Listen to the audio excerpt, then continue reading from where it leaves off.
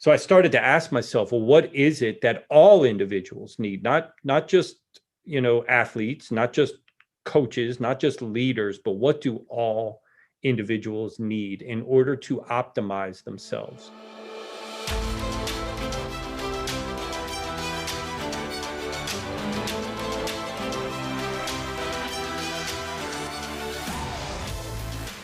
Welcome to the Cutting Edge Coaching Podcast, where we believe coaches are some of the most important teachers and leaders in the world, and they deserve to be supported.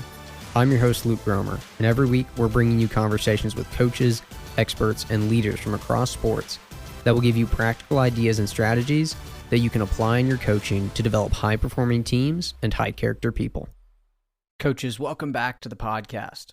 I'm excited to be joined again by my good friend, Dr. Stu Singer. This is actually a replay of Stu's SCS presentation from our summer coaching series last summer. Stu has worked as a performance psychology coach for over a decade. He has worked with teams or athletes in the NBA, WNBA, NCAA Division I, MLS, national teams, and Olympic gold medalists. He has been an integral staff member for a 2019 WNBA Championship, 2 NCAA Final Fours, 5 Big Ten Championships, 9 NCAA Tournaments, a Conference USA Championship, and an Atlantic 10 Championship.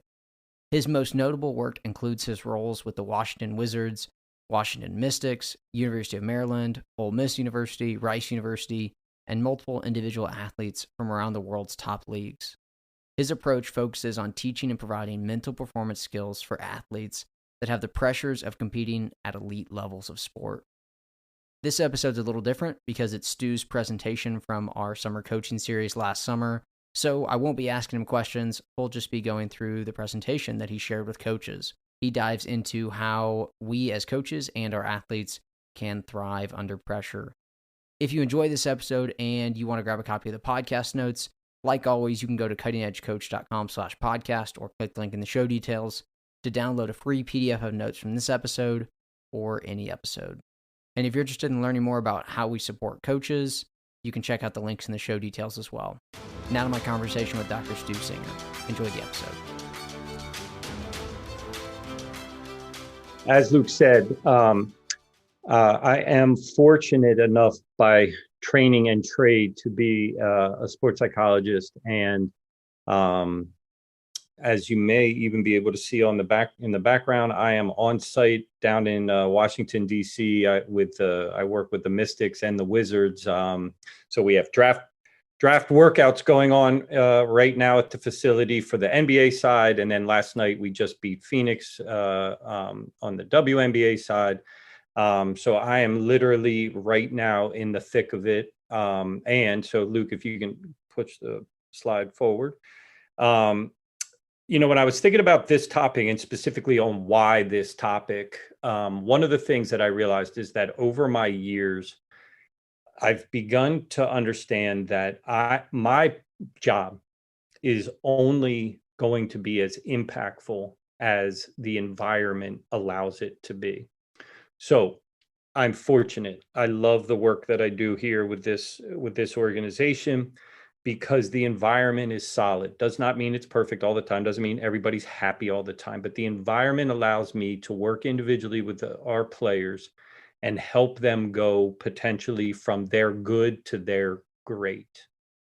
However, over the years, I've also been in situations where I recognize that the environment itself is what is holding back the player. So the environment itself, typically with not in any way the intentions of the staff, but it just ends up being that way, that the environment itself is what's holding players back. And what I feel like often in those scenarios is that what I'm doing is just trying to prevent them from drowning. So I'm just getting them from week to week so that they can stay afloat.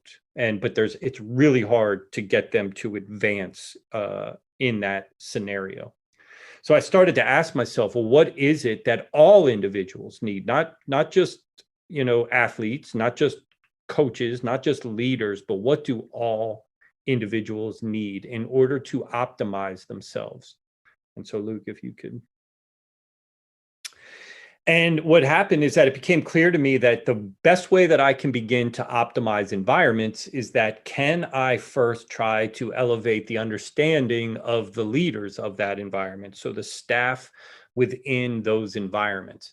And I want to make this note because I think it's important. I truly believe that right now, coaches are coaching under the greatest stress and pressures in the history of coaching for a variety of reasons. And depending upon certainly at what level you're coaching, I think it's harder than ever. And I think you can talk about social media. You can talk about, the understanding of mental health related issues. You can talk about just the pressure of winning over, let's just say, being a really good influence and getting kids to, academically to take care of business and having, good citizens. I think that it is a hard time. The influence of social media, influence of parents, the influence of outside noise is as challenging and difficult as ever. So I want to make sure that I note that.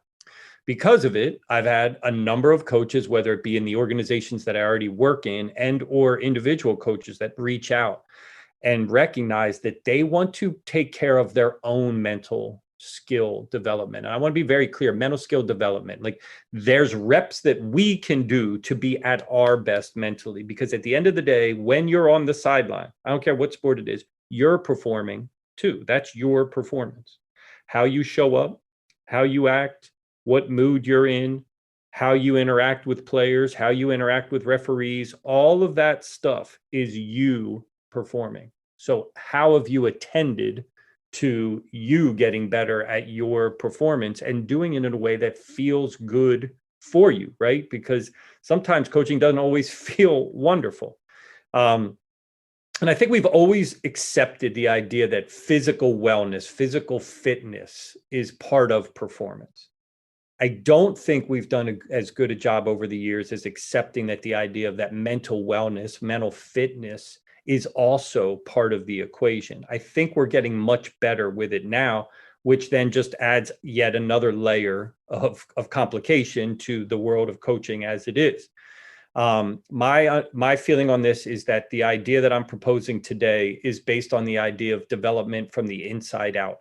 The more you know about taking care of yourself, the more you know about developing resiliency habits, stress habits for you, the better you are then going to be able to create an environment, the better then you are going to be able to help the individuals that you coach, Luke.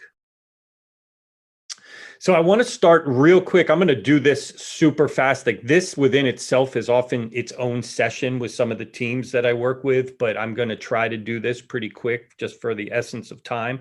But I think it's important for us to understand there is an actual science to the brain and how the brain functions when we're under stress and pressure. We accept that the body reaches fatigue. We accept that if we want to get stronger, we get onto a certain routine in order to get stronger. We accept that how we fuel ourselves, what nutrition and hydration we use, all go into performance. And it's a science, right? We understand that there's a science behind it. I think we don't do as good a job as a sporting world, as truly as a society, as saying that the brain and how it performs in stressful moments is a science as well. So I want to give you that so that you have this basis of understanding, not only for yourself, but then of those that you're trying to coach and lead. So I often ask this question, what is the brain's number one job? Often I get back, well, to think or to plan or to reason. The answer is it's survival. Our survival instinct is at the core of the brain's functioning. And literally, the brain is what sends the impulses to your heart to beat and for your lungs to continue to breathe. So its number one job is to keep us alive. It's instinctual. There is nothing that we can do about it. There's nothing really we want to do about that. That's the way it works. But what we have to understand is everything that happens to us is filtered through that first, and then everything else. So planning and reasoning start first at the idea of, am I going to be okay? Is everything okay? Can I continue to thrive and survive? So the brain's job often is that it's in scan mode. It is always looking for where the next danger is. Even for me doing this session, even though I've done, literally hundreds and hundreds of these talks or something similar to it, beforehand, my heart rate goes up because there is potential. I don't know how this is going to go, to have it not go the right way. I didn't know we had a technological issue right beforehand. That happens. Okay. So because of that, we're always going to have a little bit of how is this going to go? Am I going to thrive and survive? That's our central nervous system. My heart rate going up, my breathing becoming shallow and rapid, muscles tighten, butterflies, all those things are part of the fight, flight, or freeze system that we have that sends signals just to say, hey, this is a moment to be aware of. It's just trying to tell us, be alert, look around. There's something going on right now that you should be thinking about. Nothing wrong with any of that.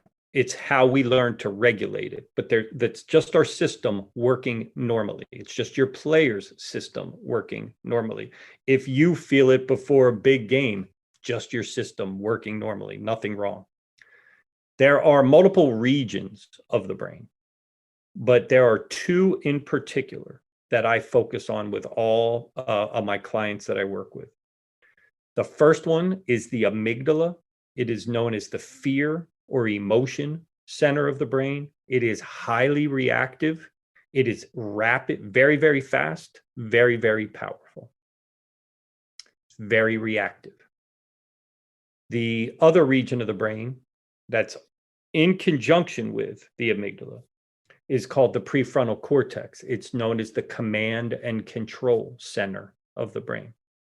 It uses logic and reasoning and fact in order to make choices for us. Neither of these regions is good or bad, nor are they in isolation. They're together. But what we want to do is be able to let both of them do their job well. When I'm working with my clients, I rename both of these regions. I name the amygdala, the gorilla, and I name the prefrontal cortex, the human. So if I asked you guys, who wins in a hand-to-hand fight between the gorilla and a human? Who wins? Anyone? The gorilla. Gorilla every time. The gorilla every single time, not sometimes, but every time, because it is faster and it is way more powerful. That is true with us. So the problem is when we register something as too much of a threat, what happens is the gorilla hijacks the entire system.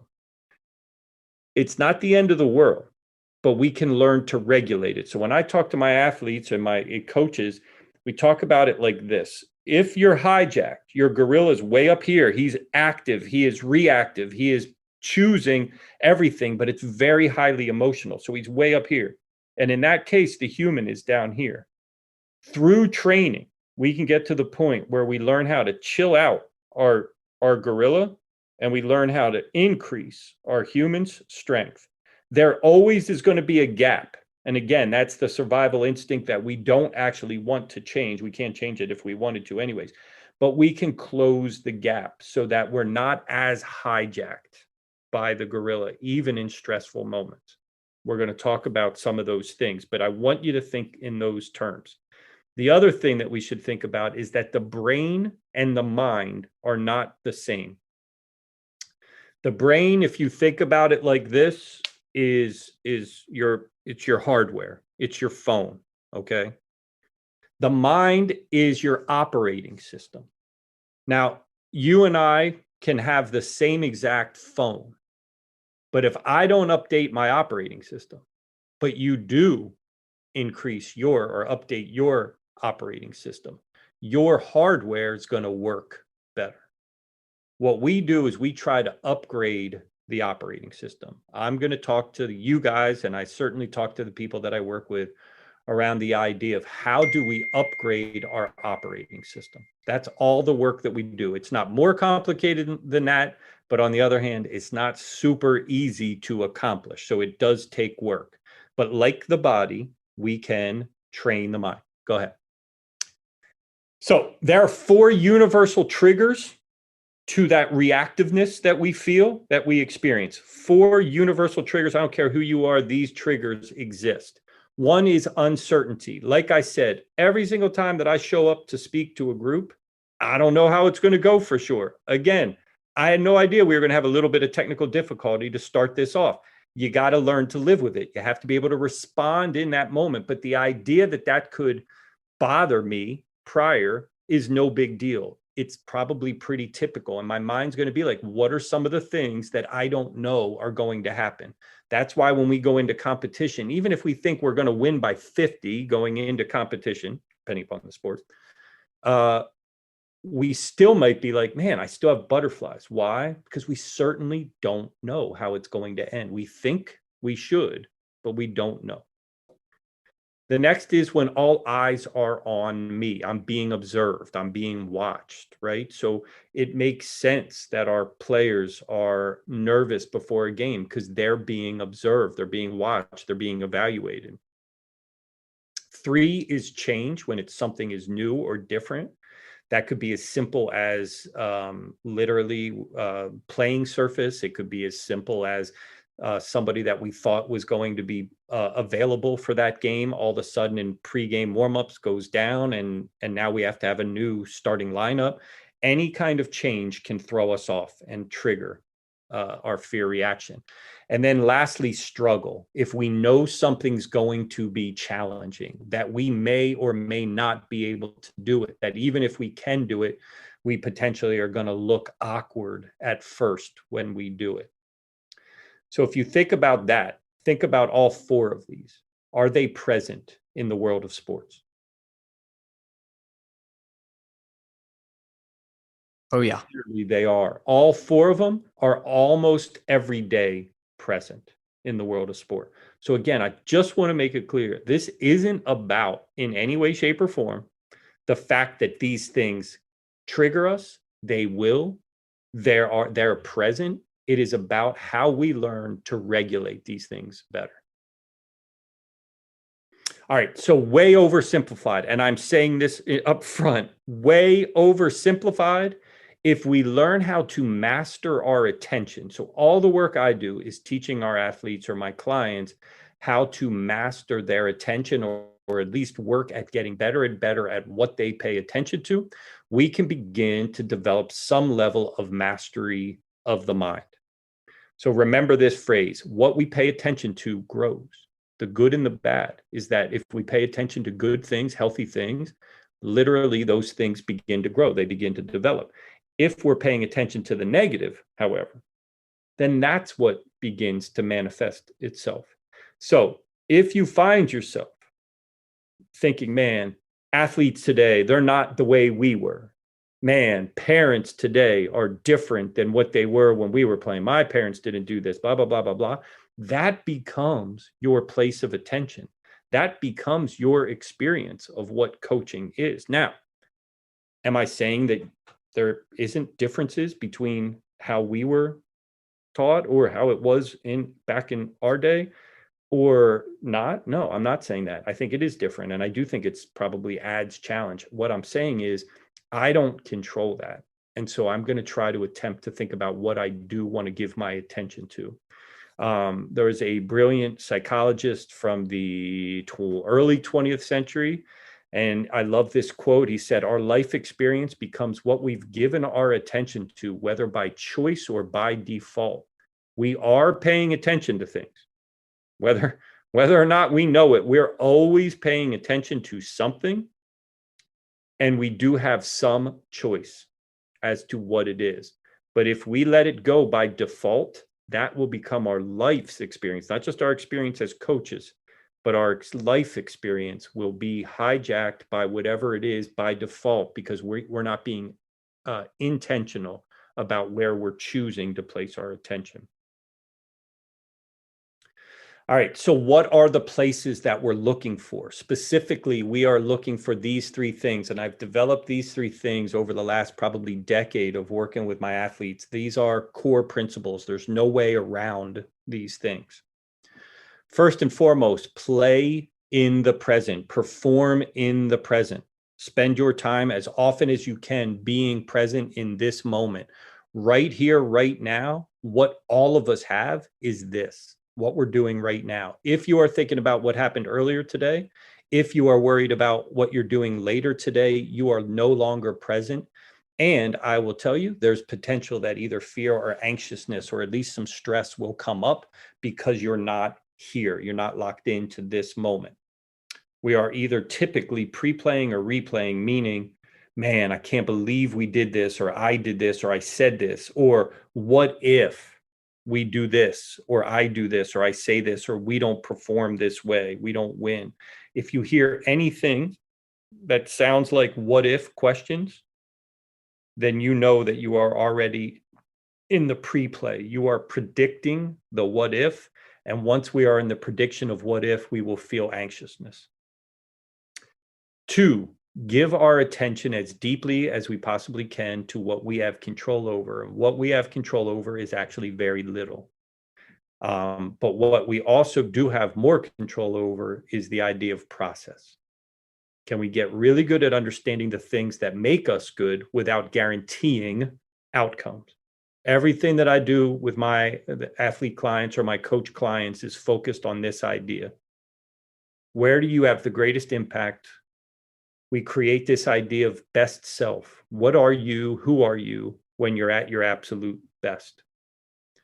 And the only parameter that I put on it is that it can't be outcome focused. So for you guys as coaches, I would ask the question, what are you at your best? And you could not say, well, I'm at my best when we're winning all the time, because we're not winning all the time. We're not playing perfect games all the time. So what is it that allows you to be performing at your best? What do you look like when you're interacting with your team? What do you look like in your in how you're teaching? How do you look when you're interacting with the referees?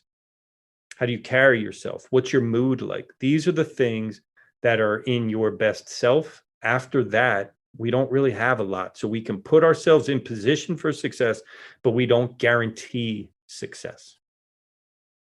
And then third is the detachment from the judgments. And there are 3 judgments. The first one is self-criticism. Self-criticism and self-evaluation are very different. At the end of a season, or even at the end of a game, you can self-evaluate. What would I like to improve? What didn't we do well tonight that I want to change, that I want to work on, that I want to get better at? Self-criticism sounds like I suck. I'm never going to be good at this. I'm just not that person. Difference between the two creates a great opportunity for self-awareness. The opinions of others. We do not own other people's opinions. I was talking to one of our staff members here. They handled something absolutely perfect with everyone in the organization, and 2 people were like still extremely angry about the scenario. I'm like, this is the greatest example in the world of, you could tell somebody you won $1 million and they would tell you, why isn't it 2 million? Like, every now and again, we don't control what other people think and do and how they think about us. And it's not that we did anything wrong. Do I believe that other people's opinions of us exist? Absolutely. Do they have their opinions of us? Absolutely. I'm just saying that it is not an effective place for us to keep our attention for too long of a period of time.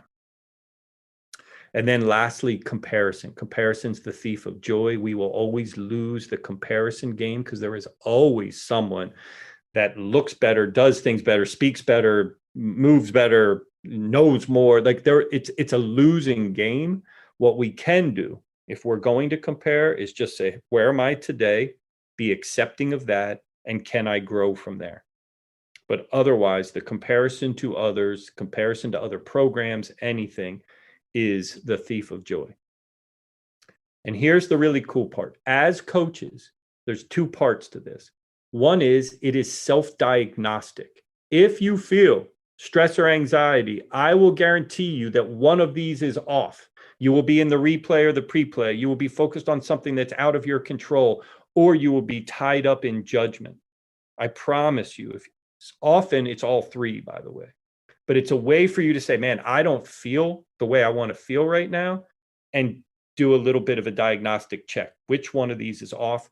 Can I get back to where I want to get to? Because we know that a mentally strong human being is going to be present, focused on what they control, and they are going to let go of the judgments surrounding them. The other part is, that's cool. You can do that, Luke. The other part is just to know is as we get good at those things, as we practice these places of attention, now all of a sudden we recognize when our athletes aren't there. So we start to see them better. We start to understand where they are when they're off. And now we can help realign them back to where we want them to be.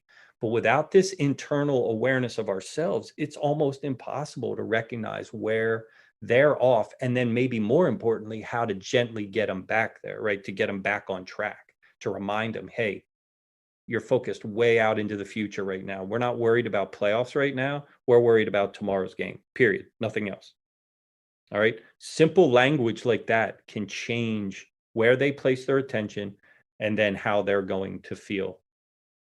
So really, really big one is understanding your purpose. Sun Tzu in The Art of War said, know your purpose, mission, vision, and the message that you want to send. Prior analysis brings victory. Little or no analysis foretells defeat. Really what this is saying is be intentional about what you're trying to develop.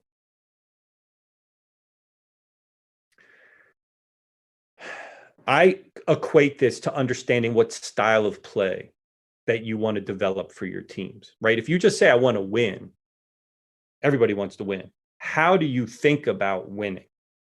What do you value? How is the way that you believe is best?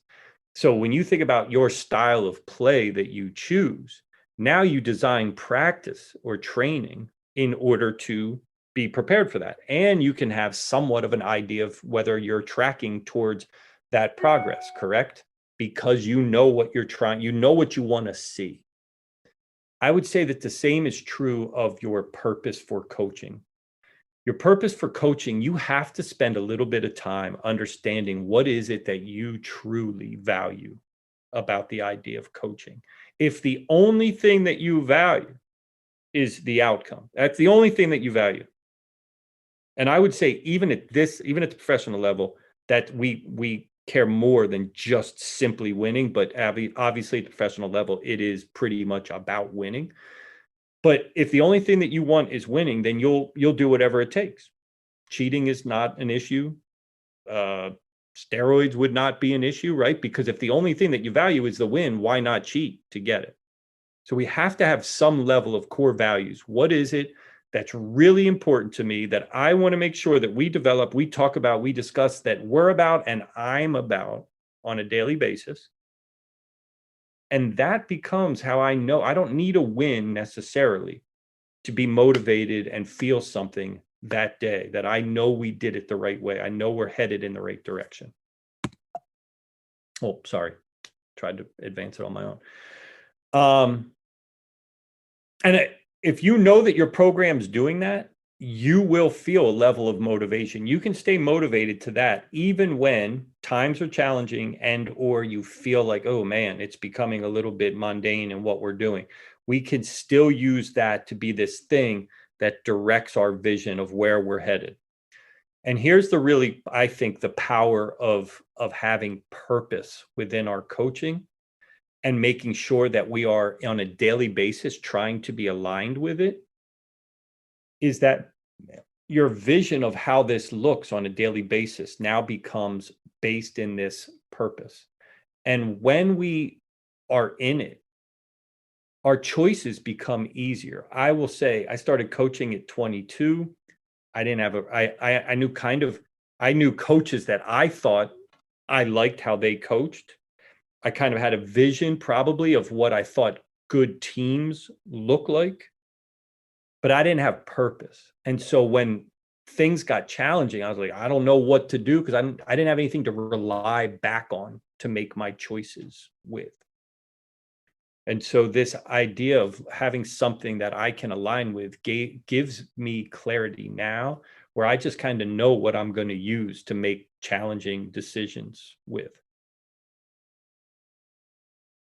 All right.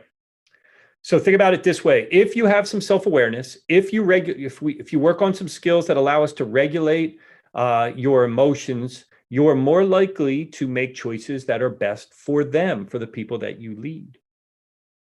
If you haven't been intentional, right? If you go back to the quote of not spending time in understanding this stuff, then you're probably going to make choices for what's best for you in the moment, because you are going to be caught up in that survival instinct. What is best for me right now? Because I just want to survive this moment, not what's best for the people that I'm leading. All right. Go ahead, Luke. So here are the practices. I'm just going to say this. I hope that everything I say falls into this category. Simple, but not easy. I'm going to explain everything. You're going to be like, simple enough, Stu. I get it. I've seen it. I've heard it.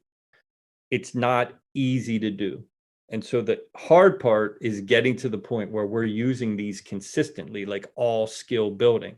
But let's go through these practices. The very first one is mindfulness. Mindfulness is the non-judgmental awareness of the present moment. Can I be here right now and not judge it? Not, this isn't good, it isn't bad, it simply is right here, right now, and I am fully present to whatever is showing up right now.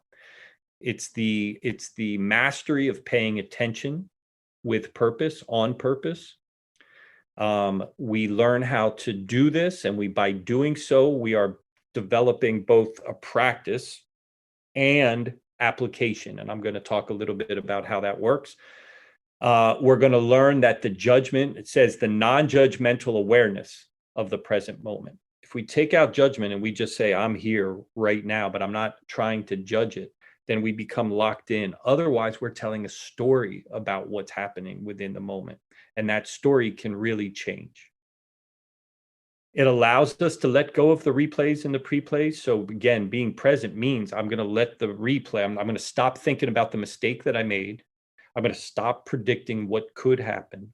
And I'm just going to come back to here. And I'm going to be focused on what's in my control right now. Right now is basically for you guys paying attention, maybe jotting down some notes, creating some thoughts. And then lastly, I want to understand this. Mindfulness is a practice. So I spend 10 minutes a day, every single day. I try to get my athletes to do the same, of doing the practice of mindfulness. But then it's also a way of being. Once you train it long enough, what you start to experience is the ability to use it and live a certain way, a very present way of functioning. The second one is what's called self-determination training and or self-determination theory. There are 3 pillars of self-determination training. The first one is having choice. The more often that we can choose, the more ownership we get. So for you, it can look like, well, I've chosen to do this profession, right? This is the profession that I choose, rather than being told what profession that you want. Often with your players, you might say, hey, we're going to have practice at this time before, let's say if you're high school coaches, before school, or we're going to do it after. What do you choose? But they begin to take ownership. And when we take ownership, we are more likely to follow through. We're more self-determined to finish the things that we choose rather than the things that are placed upon us. 2 is the ideas of competence or competency. Knowing what you have good experience in, what you know is a strength of yours, and utilizing those things as often as possible. So important to have that self-awareness. But the other thing around competency is that we're driven to become good at things, right? If you think about the idea of evolution is built into us. It goes back to the survival instinct. We want to continue to grow and prosper and do things better, because that's the way that we know that we're going to survive. So it's very instinctual for human beings to want to become more competent at a skill. The more you can frame everything about what you do as, I'm trying to develop this competency, and then help others do the same, you're going to notice that there's a drive for that. I'm going to say this, however, as head coaches, I'm assuming that you guys are all head coaches, is we're not great at everything. So also being aware of like, what am I not really great at and what are not my strengths? And can I find people to surround me on my staff that are great at it? I will never be great at organization. So it makes way more sense for me to say, hey, I'm going to let somebody that's way better at that, because I don't even want to become particularly competent at it. Because for me to become competent at that, I would have to take away time for stuff that I don't need to take away. So I would rather not focus on that. So part of it is about understanding yourself. And then the last one is the idea of what's called relatedness or just connection. It's really important to know, why are you drawn to what you're doing? What makes you want to do this? What is your why for why you're doing something? And then how does it connect to the greater group, right? The more connection we have, the more purpose that we have within a group, the better and more successful we are. Again, there's a survival part of this. We know that we are more likely to have success and survive when we are part of the group, because there's strength in the overall group. 3 is something that I call the trust equation. All right. So think about this equation. Trust equals competency plus consistency plus care plus agenda. So are you competent? You have to prove, in order to be trusted, you need to prove your competency. So we have to have a pretty deep understanding, not an amazing, not the greatest ever, just a deep understanding of what it is that we do. We have to be relatively consistent. How's your mood? How do you react to things on a daily basis? Are you relatively the same person day in and day out? Do you try to express yourself the same way? Do they know who they're getting on a regular basis? Do you care? Do you honestly care about the human beings that you're leading? Not just how they scored that day for you or how they performed that day for you, but do you literally care about them? And then notice that agenda is in all caps, because if your agenda is about you, how does everything look in terms of you? What's the stepping stone for me in this process? They will feel it. They'll know that your agenda is not about them and it's about you. So if you can do these 4 things, have your level of competency and continue to grow that, we can grow that literally forever. Can we show up in a consistent manner? Can we show them care, true and authentic care? And lastly, can we make sure that our agenda is not self-focused, but instead is driven by the needs of the group? All right, when we're in alignment, I could almost guarantee that you will notice trust is developed. Okay, can't guarantee it, because there's another factor in this, which is other human beings have their own issues that they come to the table with. And so not all human beings are as trusting, but I can pretty much guarantee you that over the years, if you can be this person, you're going to slowly but surely, even with the most difficult of people. And again, the more that you're focused on this, the more your self-awareness grows, and which is an unbelievably important part of being a leader. We are pack animals. We are pack animals. It is instinctual. So it is really important to understand your pack. Who do you hang out with? Who supports you? Who cares about you regardless of the outcomes that you have? Who will tell you the truth? It's really, really important to have these. They must be authentic. They have to be meaningful. They are about the depth of the relationship and not about the width, not about how many people can you say that you know and you would label as a friend, but who is that main group that really has some depth. Developing this group is super important to the coaching experience. Obviously, leadership is a we experience and not a me experience. What I see sometimes is like this weird dynamic that starts developing some seasons where it feels like us against the other team, meaning like the players are like a little bit against the coaches are a little bit against the players, and now we all have to go out and compete as if we're together against the other team. It's hard enough to beat a team on its own. The experience should be as much about us together as possible. And when we have that, when we have a feeling like in this place, We're going to be honest with one another. We're going to have opportunities to be vulnerable with one another. We're going to have opportunities to be imperfect together, and that includes us as coaches. Then that space, I will tell you, is psychologically safe, and it'll feel like the people in this room, in this space together, have each other's backs. Super important for you, super important for them. I highly recommend that every coach start to work with and have somebody on staff if possible, or just do it individually on your own side with a sports performance coach. I think this will be the future of coaching. You guys need it too, is the bottom line. Not because you're weak, not because you're not good, not because of anything. It's just you need a space where you can be as honest as possible, right? Every great player has a coach. I always think about the idea that somewhere Tom Brady has a quarterback coach. Clearly, whoever it is not as good as him, hasn't achieved what he's achieved. But what they can do is see what he can't see, right? We can't see ourselves. And it's somebody to hold you accountable at the very, very least. So creates accountability. It's a place to be real with somebody and ask the questions that you feel you need to ask. It's a place to get feedback. Development of skills, because it's not just about today, it's about now putting these things into action, and it's a place to kind of blow off a little bit of steam and stress. All right, so big picture here. These practices that I mentioned, again, I hope that you say, hey, Stu, I get it, nothing complicated here, simple but not easy. They're not necessarily easy, but I can tell you this, if you practice them, what you're going to experience is greater self-awareness. You're going to know when I'm off and what more that you need to do, probably to bring yourself back to where you want to be. And then this is going to create actions. And so I say this all the time.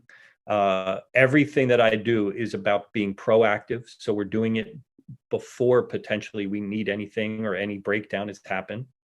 We're doing it with intentionality, with purpose, essentially. And then lastly, we're doing it consistently. We are doing it whether today is good or today is bad, whether I feel my best or whether I don't feel great.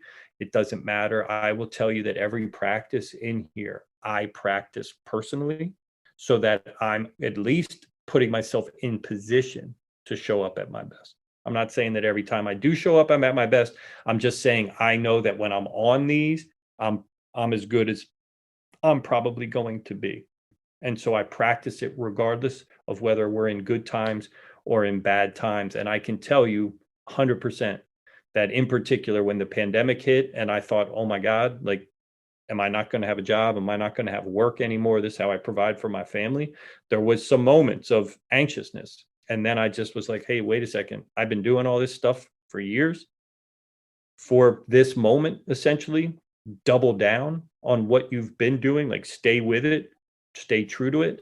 And I was able to kind of clear my mind, recognize that I've never not landed on my feet. I'll figure this out again. We'll land on our feet. We'll figure it out. And it was enough to kind of change the anxious thoughts into more proactive, directional thoughts. And it kind of let us, ride this out and be okay, even in the face of pretty significant adversity. All right. Last point I want to make, and then we'll jump into questions. I want you to understand, if you think about this, and where I think that this concept is relatively unique, is that it's a circular experience. By practicing the right things for you, you are going to put into your environment the right things for the environment. And then once you're putting in the right things into your environment, you're going to be putting the right things into your athletes.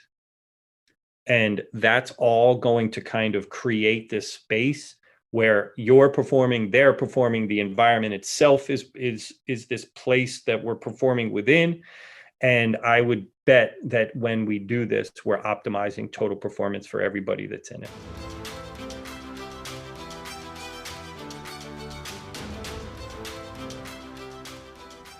Coaches, thanks for listening to this episode, and a huge thanks to Dr. Singer for sharing. If you'd like to connect with him or learn more about his work, check out the links in the show details. And if you'd like to get a free copy of the podcast notes or learn more about how we serve coaches, head to the show details as well. Thanks for listening to the podcast.